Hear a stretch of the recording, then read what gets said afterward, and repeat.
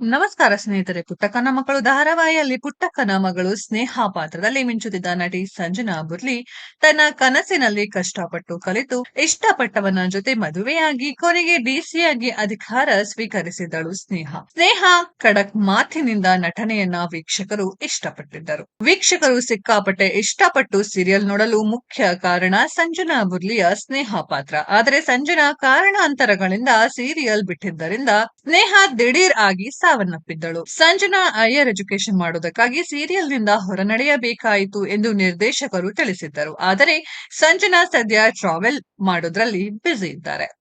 Serial ನಿಂದ ಹೊರನಡೆದ ಬಳಿಕ ಸಂಜನಾ ಹೆಚ್ಚಾಗಿ ಟ್ರಾವೆಲ್ ಮಾಡುತ್ತಲೇ ಇದ್ದಾರೆ. ಒಂದು ಸಲ ಮನಾಲಿ, ಹಿಮಾಚಲ್, ಲಡಾಖ್ ಎನ್ನುತ್ತಾ ದೇಶದೆಲ್ಲೆಡೆ ಟ್ರಾವೆಲ್ ಮಾಡ್ತಾನೆ ಇದ್ದರು.